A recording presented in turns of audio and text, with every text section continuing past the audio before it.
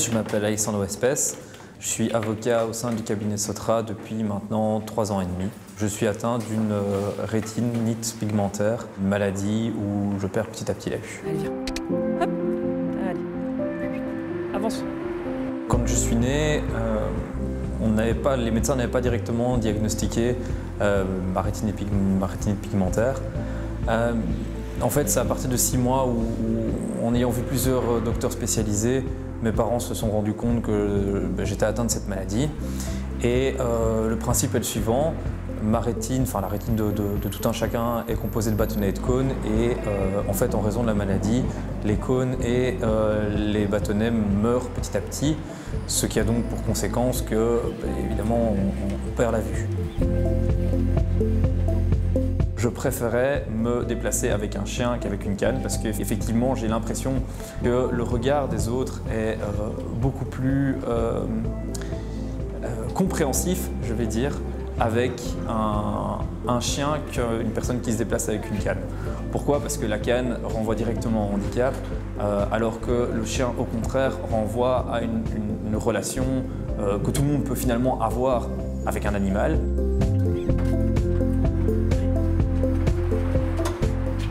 Mes autres sens se sont développés.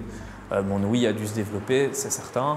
Le toucher, l'odorat. Je vais pouvoir me repérer dans la rue grâce à mon audition pour sentir où sont les différents murs. Lorsque je dois prendre un tram en sortant de mon travail, il y a un tram ancien et un tram nouveau. Le tram ancien, c'est une telle ligne. Le tram nouveau, ça va être une autre ligne.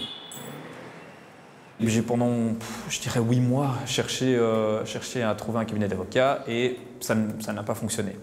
Et donc, j'ai travaillé dans différentes associations.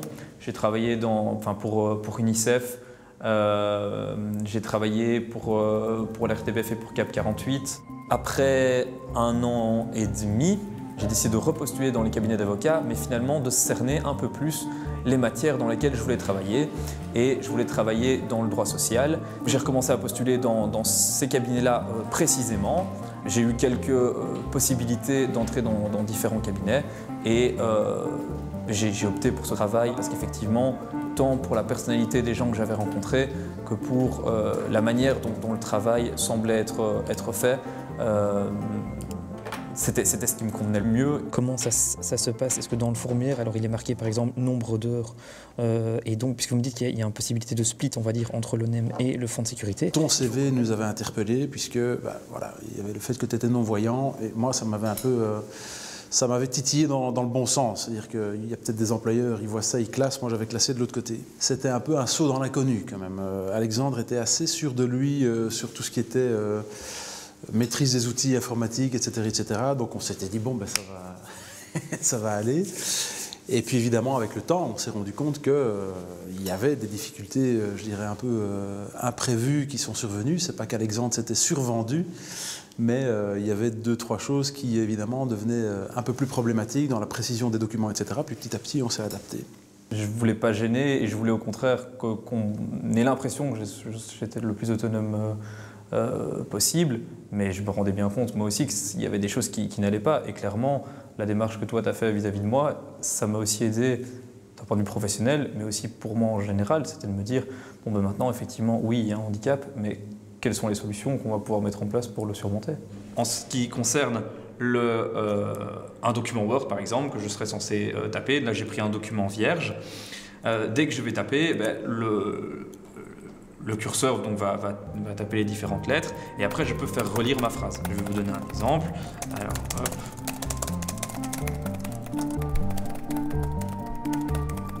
Nous sommes les conseils de la société XXX, dont le siège social est situé à XXX. Voilà, ça c'est donc le principe, c'est qu'effectivement après, ça me permet donc de relire les différents documents et autres courriers que je peux taper. Ici, justement, l'application que je vais vous montrer, c'est une application qui me permet de prendre une photo d'un document et grâce à cette photo, de pouvoir lire le document en question. Donc le principe est le suivant, mettre le téléphone à hauteur du document qu'on souhaite ouvrir, enfin qu'on souhaite photographier. Grâce à ça, on peut effectivement relire et faire lire le document. Accent circonflexe. Je pense qu'intégrer une personne handicapée, c'est pas juste se mettre au service de la personne handicapée, mais c'est voir aussi finalement comment la personne handicapée va aider l'organisation à améliorer certaines choses. J'avais une grande résistance sur l'institution d'un open space, mais j'ai pu dire, mais non, mais écoutez, on a Alex, quand même, ce sera vachement plus confortable pour lui, et je le pensais. Et face à un argument pareil, les résistances, évidemment, toutes s'effondraient. Et 2, c'est le bureau sans papier, évidemment, puisqu'on fonctionne sans documents papier, et ça fonctionne bien d'ailleurs en ce qui te concerne. Oui, tout à fait, tout à fait. Bah, c'est simple, sans cette possibilité-là, je pense que j'aurais pas pu être... C'était juste pas possible. Non, c'était pas possible.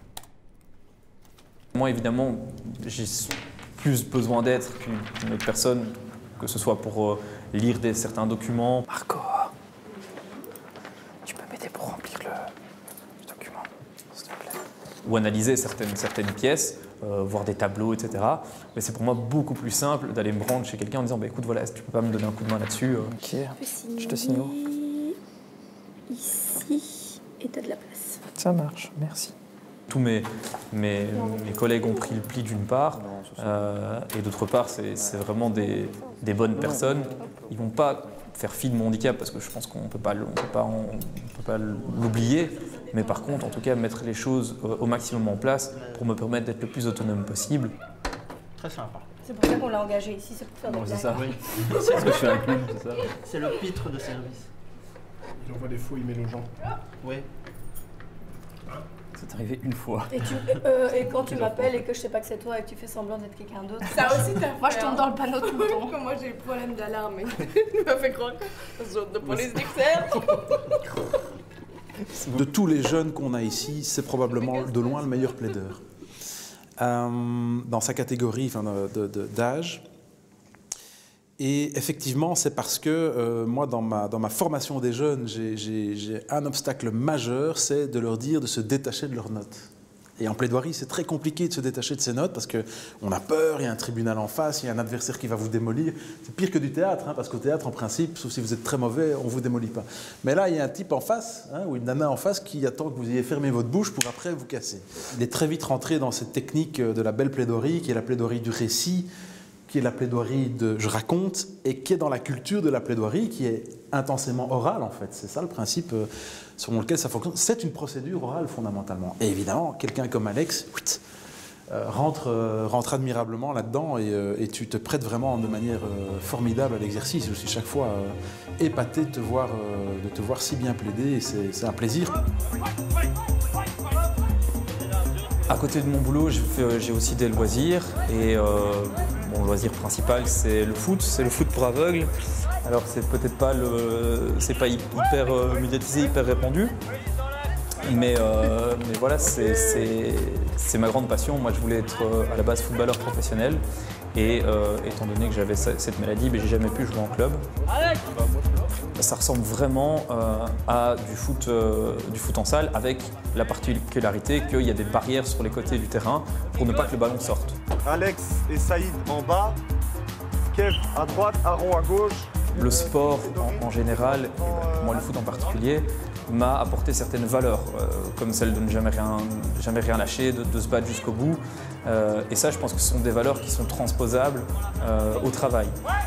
Le travail m'a appris à être beaucoup plus précis, beaucoup plus patient, beaucoup plus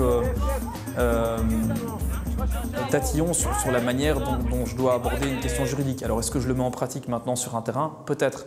Il y a certainement, il doit avoir des influences réciproques.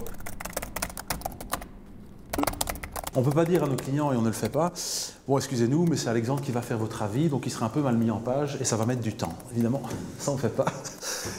Et le client finalement ne voit rien, si je peux dire ainsi, ne voit aucune différence entre ce qui sort de la patte d'Alexandre et ce qui sort de la patte d'un autre collaborateur. Et c'est ça qui est finalement formidable dans l'histoire. En amont, il y a d'autres choses qui se passent, mais le résultat est exactement le même. C'est pas comme si vous alliez au restaurant et vous avez une assiette toute salopée. Ah oui, mais c'est le non-voyant qui l'a faite, on est désolé.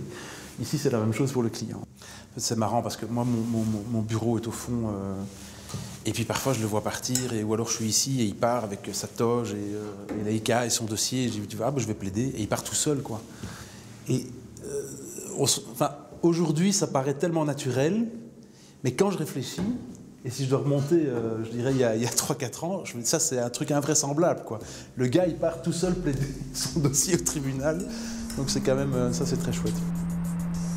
Par rapport à la discrimination à l'embauche, il en existe. Alors parfois, elle n'est même pas soulevée, c'est-à-dire que l'employeur va chercher un autre motif qui est peut-être exact pour refuser la candidature. Parfois, ouvertement, c'est dit. Moi, ça m'est arrivé une fois, alors que pourtant je postulais pour un emploi dans la fonction publique, où la personne qui m'a reçu m'a dit « mais écoute, honnêtement, le chien, ça va pas être possible parce qu'on a du tapis ici et ça pourrait salir ». Maintenant, je pense qu'effectivement, il ne faut pas cacher le handicap, il faut surtout avancer les solutions qui peuvent être mises en place ou qui sont déjà mises en place. Voilà, c'est donc ici que je viens régulièrement plaider. Donc, nous sommes au tribunal du travail et c'est dans ce type de salle que les affaires sont présentées à la justice. Au plus j'ai accepté mon handicap et au plus j'ai accepté les aides qui me permettent justement d'enlever les difficultés qui sont liées au handicap, au plus j'ai été autonome. Donc en d'autres mots, au plus j'ai perdu la vue, au plus je me suis senti autonome. C'est pas toujours évident, mais il faut pouvoir jongler avec et c'est ce qui fait que aujourd'hui je suis pleinement heureux.